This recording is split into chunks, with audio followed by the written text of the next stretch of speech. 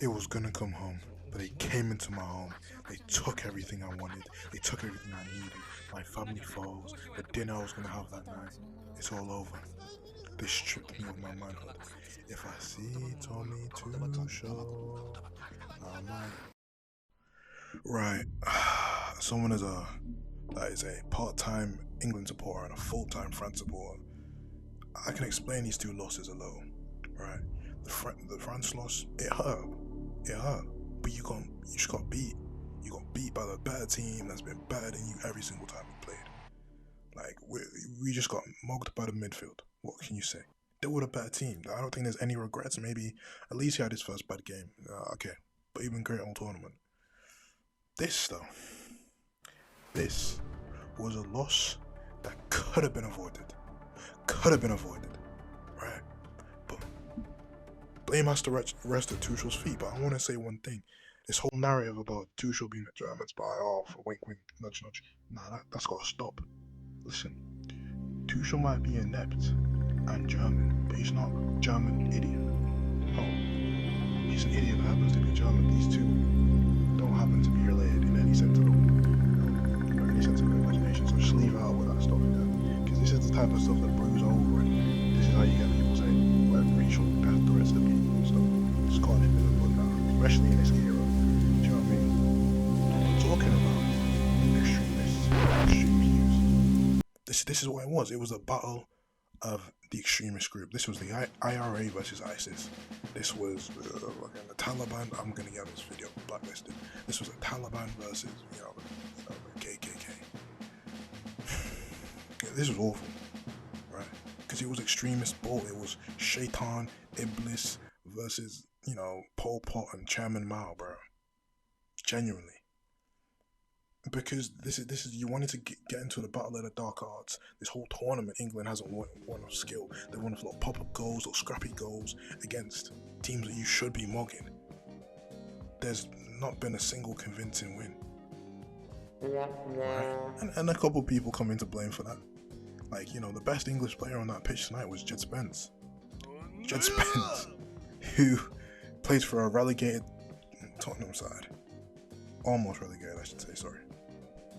But I've got to say something, and I alluded to this in my last video. It's in the thumbnail, I think. Harry Kane, where are you? Where are you, mate? Because listen, you did play the pre-assist for the goal, grand. But you did fuck all else this whole game. And I've said this before to my boys, but everyone wants to get on Tuchel right now, cool. But Harry can't explain the blame. Because in this game, look at these stats. No, genuinely have a look. This is a striker that was supposed to be of his best season in the world, 72 goals, like breaking Ronaldo numbers. This is that. He's all this. He's the new fucking jam of the month. And this is what you do in a game that actually matters against actual decent competition in this tournament that isn't Congo. Yeah, you can score 2 against Congo. Yeah, mate, against actual Twanzebe. Yeah, but when it's Alessandro Martinez, who is a 5'9" midget, you can't do all. Cheers, mate. No, your grand Harry, cheers. By the way, all those crosses getting spammed in and going in on target, when we've got all these 6-foot centre backs going in and all these Argentinian donnies are 5'8", and you're not marking your men, you're going on a back 7. You're going to a back 7 and no one's marking their men. If I'm parking the bus for 30 minutes, you know what I'm doing? I'm calling up Ander Herrera. I'm calling up someone who's not going to be embarrassed to get skinned. I'm saying Nico. I'm saying Jed. I want you to stick on Messi. I want you to swap spit. I want you to fucking go to places on his body that only Antonella knows. Alright? I want you to be touch tied to him. Right? But they didn't do it.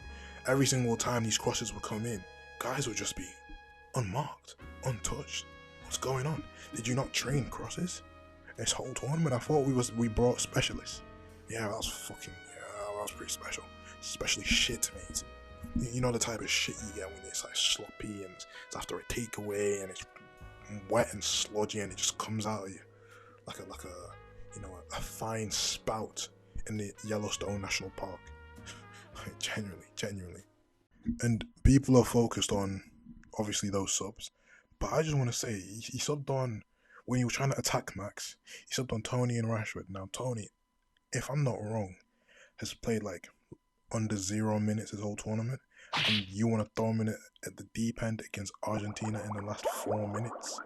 You could have played him in the group stages, or like any type of non-competitive competitive minutes in the World Cup, but you didn't.